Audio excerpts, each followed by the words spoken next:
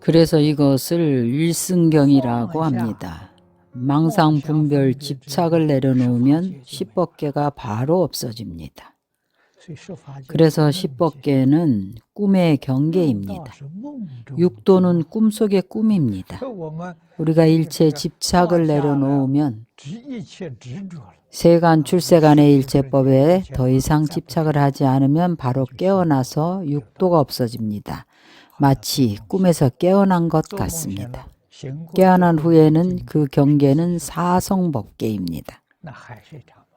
그것은 여전히 한바탕 꿈입니다. 그 꿈 속에서는 그 꿈에서는 번뇌가 우리보다는 가볍습니다. 망상분별인데 망상분별을 내려놓으면 꿈의 경계가 없습니다. 사성법계도 없습니다.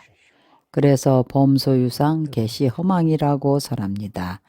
이것은 전혀 거짓이 아닙니다. 십법계가 없어지면 어떤 경계가 나타날까요? 화장세계가 나타나고 극락세계가 나타납니다. 이것은 제불의 실보 장엄토입니다. 그것이 진짜인가 아닌가 하면 우리가 말하는 것보다는 진짜라는 것입니다. 우리의 이 세계는 천가지 만가지로 변합니다. 그래서 나는 당시에 이 문제를 생각해 보았는데 알 수가 없었습니다. 그것이 어떻게 변할까요? 어떻게 다 무궁무진하게 변할까요? 내가 어렸을 때 가지고 놀던 만화경 장난감이 생각났습니다. 그들이 나에게 많은 장난감 만화경을 갖다 주었는데 바로 몇 장의 채색 셀로판지를 3장의 유리 안에 두고 이렇게 돌립니다.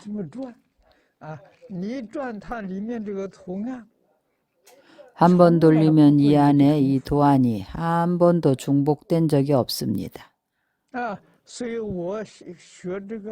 그래서 우리가 환원관을 배우는데 그 안에서 출생무진에 대해서 이야기합니다.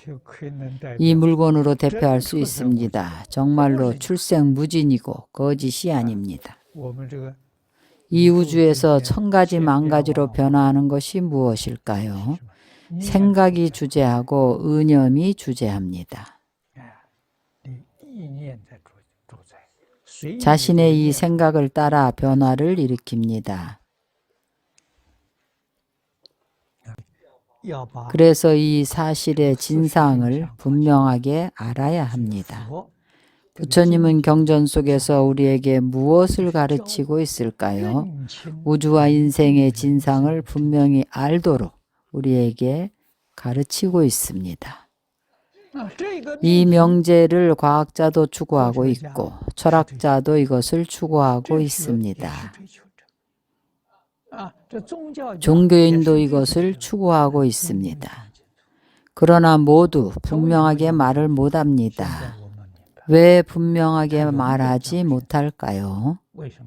그들이 영원히 분명하게 말하지 못할 것임을 현재 우리가 알았습니다.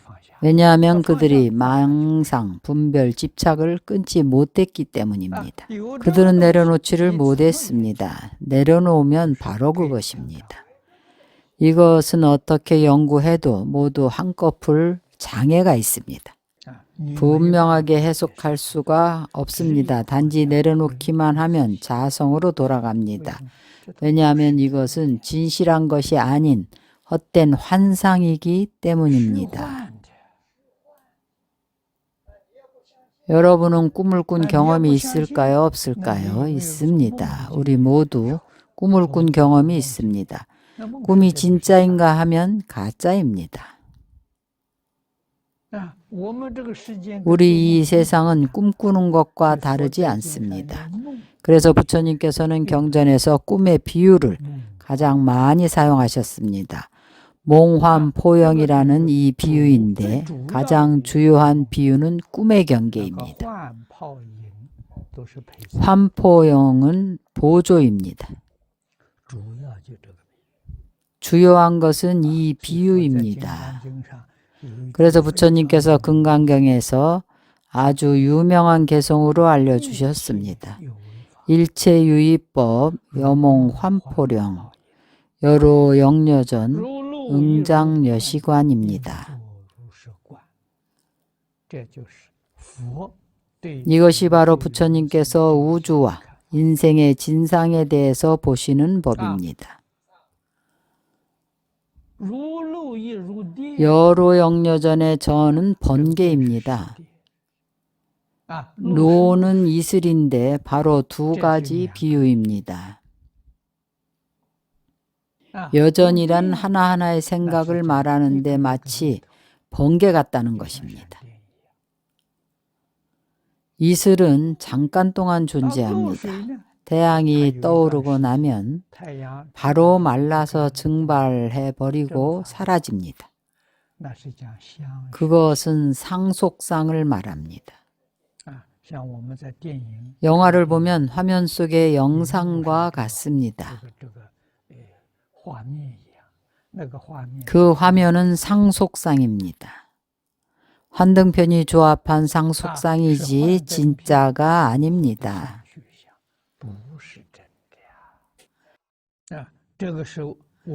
이것은 우리가 근대 이 과학으로부터 분명히 알 수가 있습니다. 어디에 하나라도 진짜가 있습니까? 진짜를 하나도 찾을 수가 없습니다. 만약 정말로 진짜를 찾을 수 있다면 그것을 영원 불변이라 말할 수 있고 그것은 적어도 실보토입니다.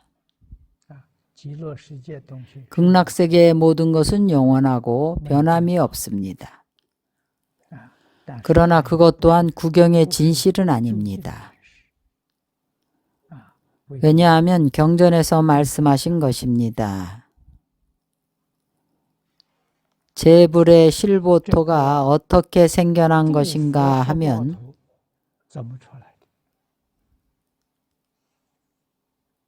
그가 무명을 다 끊었습니다.